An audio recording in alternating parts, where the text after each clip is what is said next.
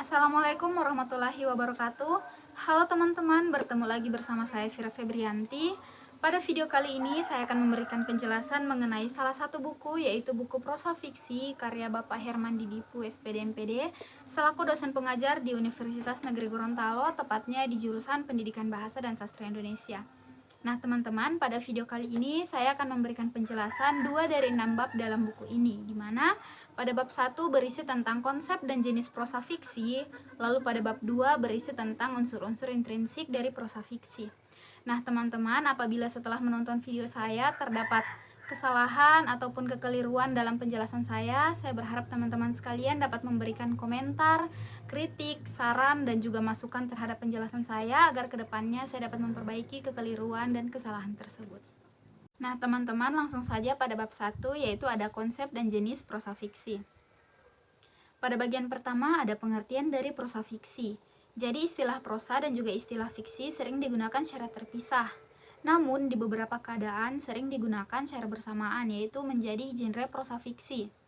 Baik genre prosa, genre fiksi maupun genre prosa fiksi ini pada hakikatnya mengacu pada pengertian yang sama, yaitu sebuah genre sastra yang hadir dalam bentuk cerita rekaan. Substansi cerita dari prosa fiksi ini diangkat berdasarkan realitas kehidupan pengarang yang telah dikolaborasikan dengan daya imajinasi dan juga kreativitas penulis, sehingga berbagai aspek cerita seperti latar, waktu, tempat, dan juga kronologi serta konflik yang terjadi dalam cerita seolah-olah adalah ciptaan dari seorang pengarang. Berdasarkan penjelasan sebelumnya, maka dapat disimpulkan bahwa prosa fiksi adalah genre sastra yang berbentuk cerita atau narasi yang diangkat berdasarkan kehidupan nyata dan dihadirkan dalam bentuk cerita fiktif atau rekaan melalui penampilan tokoh, latar, kronologi, dan juga konflik. Nah teman-teman, selanjutnya masuk pada karakteristik prosa fiksi. Beberapa jenis karakteristik prosa fiksi. Yang pertama ada berbentuk cerita atau narasi. Artinya, pengarang membuat sebuah karya fiksi, ia menceritakan dari awal hingga akhir cerita bagaimana cerita tersebut dimulai dan bagaimana cerita tersebut diakhiri. Lalu yang kedua ada substansi cerita berdasarkan masalah kehidupan manusia ataupun masalah-masalah yang sering kita alami dalam kehidupan sehari-hari. Misalnya masalah percintaan, persahabatan, masalah kekeluargaan, dan lain sebagainya dapat diangkat menjadi sebuah karya prosa fiksi. Lalu yang ketiga bersifat fiktif atau imajinatif, artinya karya tersebut adalah benar-benar murni merupakan karya imajinasi dari seorang pengarang. Lalu yang keempat ditandai dengan hadirnya unsur-unsur dari cerita berupa latar, tokoh, kronologi, serta konflik. Nah selanjutnya masuk pada unsur-unsur prosa fiksi. Jadi unsur-unsur dari prosa fiksi ini ada yang berasal dari dalam cerita, ada pula yang berasal dari luar cerita. Unsur yang berasal dari dalam cerita dinamakan dengan unsur intrinsik, sedangkan unsur yang berasal dari luar cerita dinamakan dengan unsur ekstrinsik. Nah, unsur intrinsik adalah unsur yang berasal dari dalam cerita yang merupakan komponen sekaligus pembangun dari cerita tersebut. Beberapa unsur-unsur intrinsik yaitu ada tema, amanat, alur, tokoh, penokohan, latar, sudut pandang, dan juga gaya bahasa. Nah, sedangkan unsur ekstrinsik adalah unsur yang berasal dari luar cerita ataupun yang dapat dikatakan sebagai pelengkap dari sebuah cerita. Nah, beberapa bagian dari unsur-unsur ekstrinsik yaitu ada masalah faktor ekonomi, faktor sosial, faktor budaya, faktor agama, dan faktor-faktor yang berasal dari luar cerita yang dapat menjadi pelengkap dalam sebuah cerita.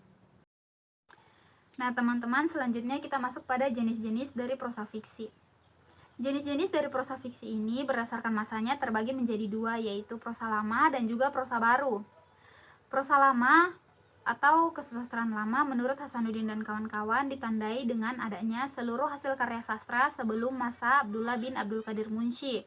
Sedangkan kesusastraan baru atau prosa baru ini ditandai dengan adanya seluruh hasil karya sastra setelah masa Abdullah bin Abdul Qadir Munsyi hingga masa Balai Pustaka. Nah, prosa lama ini bersifat anonim atau tidak diketahui siapa pengarangnya dan tidak diketahui pula kapan diciptakannya karya tersebut. Beberapa jenis dari prosa lama yaitu yang pertama ada hikayat yang berisi tentang keagungan seseorang atau keagungan seorang tokoh. Lalu yang kedua ada epik atau epos yang berarti tentang kepahlawanan seseorang. Lalu yang ketiga berisi tentang dongeng. Nah, seperti yang kita ketahui, dongeng ini merupakan sebuah cerita hiburan yang bersifat fiktif. Nah, namun di beberapa daerah, dongeng ini dipercayai keberadaannya. Dongeng ini juga terbagi menjadi 3, yaitu ada legenda, mitos, dan juga fabel. Nah, legenda yaitu biasanya berisi tentang bagaimana terciptanya suatu daerah, seperti legenda Danau Toba, legenda Pulau Samosir, dan lain-lain.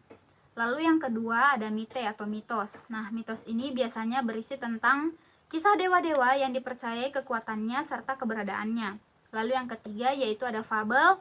Nah, fabel ini berisi tentang kisah dari hewan ataupun tumbuh-tumbuhan seperti kancil dan buaya dan lain-lain. Lalu selanjutnya ada prosa baru. Nah, prosa baru ini berisi tentang ragam cerita yang berasal dari permasalahan kehidupan manusia. Nah, prosa baru ini beberapa jenis-jenisnya yaitu roman, kritik, esai, biografi, cerpen, dan juga novel. Nah, yang pertama ada roman. Roman ini biasanya berkisah tentang bagaimana kehidupan seorang tokoh, suka duka seorang tokoh dari awal ia dilahirkan hingga akhir hayatnya. Lalu selanjutnya ada kritik. Nah, kritik ini biasanya berisi tentang pendapat dari sebuah karya, baik itu karya tulis maupun karya yang dilihat, seperti film, karya novel, dan lain-lain.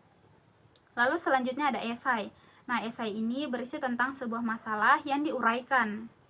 Lalu ada biografi. Nah, biografi ini berisi tentang kisah dari seorang tokoh yang diceritakan. Misalnya, saya menceritakan kisah dari Soekarno-Hatta.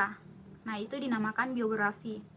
Selanjutnya ada novel. Nah, novel ini merupakan sebuah karya sastra yang kisahnya dapat disebut sebuah kisah kompleks. Jadi dalam sebuah novel ini berisi tentang bagaimana seorang tokoh menyelesaikan masalahnya, menghadapi masalahnya dengan berbagai konflik yang dihadapinya. Lalu yang terakhir ada cerpen. Nah, cerpen ini atau cerita pendek biasanya berisi tentang sebuah masalah yang berakhir saat itu juga dan tidak berlarut-larut. Jadi artinya ceritanya hanya bersifat singkat dan berakhir saat itu juga dalam satu masalah. Nah, teman-teman, itu tadi kita telah membahas tentang bab 1. Selanjutnya kita membahas tentang bab 2, yaitu unsur-unsur intrinsik dari prosa fiksi. Unsur intrinsik adalah unsur yang berasal dari dalam cerita yang secara langsung menjadi sebuah pembangun dalam sebuah cerita. Nah, beberapa dari unsur-unsur intrinsik yaitu ada tema, amanat, alur, tokoh, penokohan, latar, sudut pandang, serta gaya bahasa. Nah, yang pertama adalah tema. Jadi tema ini merupakan sebuah gagasan utama atau gagasan pokok yang digunakan oleh pengarang untuk mengembangkan ceritanya. Jadi tema ini digunakan oleh pengarang untuk menentukan bagaimana ia akan membangun cerita tersebut. Lalu yang kedua adalah amanat. Jadi amanat ini digunakan oleh pengarang untuk menyampaikan pesan-pesan dari cerita yang ia ciptakan. Nah, amanat ini dapat disampaikan secara tersirat maupun secara tersurat. Jadi pembaca dapat mengambil kesan-kesan baik dari cerita yang ia baca. Nah, teman-teman, selanjutnya adalah tokoh. Jadi tokoh ini adalah siapa-siapa saja dan juga pelaku yang ada di cerita tersebut. Jadi tokoh ini merupakan ia yang berperan penting dalam cerita ini. Jadi ia adalah sosok yang berperan dalam cerita tersebut. Lalu selanjutnya adalah penokohan. Nah, penokohan ini adalah bagaimana pengarang menggambarkan watak dari tokoh-tokoh ini, tokoh-tokoh yang ia ciptakan dalam karyanya. Jadi di penokohan ini penulis akan menggambarkan bagaimana tokoh tersebut wataknya, seperti itu. Lalu selanjutnya adalah latar. Nah, latar ini biasanya terbagi menjadi 3, yaitu latar tempat, latar suasana, dan juga latar waktu. Jadi latar tempat biasanya dalam sebuah cerita itu seperti di sekolah, di rumah, dan di tempat lain. Selanjutnya adalah latar waktu, biasanya terdapat di pagi, siang, sore, malam, dan lain-lain. Lalu yang terakhir adalah latar suasana. Jadi latar suasana ini bagaimana suasana yang tercipta dari cerita tersebut. Misalnya suasana yang terdapat dalam cerita tersebut adalah latar yang mencekam, yang sedih, yang menakutkan, ataupun yang penuh emosi. Nah, Tuloli juga membagi dua jenis latar, yaitu ada latar netral dan juga latar tipikal. Nah, latar netral ini artinya latar yang tidak digambarkan secara khusus oleh pengarang, artinya pembaca dapat menyimpulkan sendiri latar yang terdapat dalam cerita ini. Lalu ada latar tipikal. Nah, latar tipikal ini artinya pengarang menuliskan secara jelas di mana, kapan, dan bagaimana latar dari cerita tersebut. Oke, selanjutnya ada alur. Nah, alur ini adalah bagaimana pengarang menceritakan ceritanya. Jadi bagaimana pengarang menggambarkan dari awal kejadian hingga akhir kejadian dari sebuah cerita tersebut secara jelas dan secara berurut sesuai dengan waktu.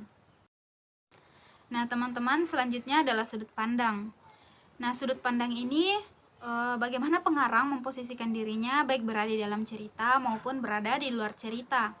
Sudut pandang ini juga terbagi menjadi 4, yaitu sudut pandang orang pertama utama, sudut pandang orang pertama sampingan, sudut pandang orang ketiga utama, dan juga sudut pandang orang ketiga sampingan. Sudut pandang orang pertama utama adalah teknik penyajian cerita dengan cara pengarang langsung menceritakan kisah dari tokoh tersebut. Sudut pandang orang pertama utama ini biasanya ditandai dengan pronomina aku. Nah, selanjutnya ada sudut pandang orang pertama sampingan. Jadi sudut pandang orang pertama sampingan ini masih ditandai dengan pronomina aku, namun si aku ini hanya menjadi pengantar atau hanya mengantarkan cerita kepada tokoh lain yang sebenarnya menjadi tokoh utama atau menjadi fokus dalam cerita. Selanjutnya ada sudut pandang orang ketiga terbatas. Nah, sudut pandang orang ketiga terbatas ini ditandai dengan pronomina dia ataupun dengan menyebutkan nama tokoh. Dalam sudut pandang orang ketiga terbatas ini, pengarang berada di luar cerita. Nah, yang terakhir ada sudut pandang orang ketiga tidak terbatas. Pada sudut pandang ini, pengarang berada pada posisi serba tahu terhadap segala hal atau segala sesuatu tentang tokoh-tokohnya. Nah, teman-teman, selanjutnya ada unsur intrinsik yang terakhir, yaitu adalah gaya bahasa. Menurut Abrams, gaya bahasa adalah bagaimana seorang tokoh mendeskripsikan ataupun mengungkapkan sesuatu kepada orang lain atau kepada pembaca. Sedangkan menurut Didipu, faktor-faktor yang dapat mempengaruhi gaya bahasa seorang pengarang ada beberapa, yaitu yang pertama, daerah kelahiran dari seorang pengarang, lalu yang kedua berdasarkan rutinitas dan aktivitas dari seorang pengarang tersebut, lalu yang ketiga berdasarkan tingkat pendidikannya, lalu yang terakhir, yang keempat adalah masa di mana karya sastra tersebut diciptakan. Nah, teman-teman, itulah tadi penjelasan dari saya dari buku prosa fiksi karya Bapak Herman Didipu. Pada bab 1 berisi tentang konsep dan jenis prosa fiksi, lalu pada bab 2 berisi tentang unsur-unsur intrinsik dari prosa fiksi. Apabila terdapat kesalahan serta kekeliruan, saya mohon maaf yang sebesar-besarnya, serta saya berharap teman-teman dapat memberikan masukan, saran, dan juga kritik terhadap video saya dan juga terhadap penjelasan saya. Saya akhiri dengan wabillahi taufiq wal hidayah. Wassalamualaikum warahmatullahi wabarakatuh.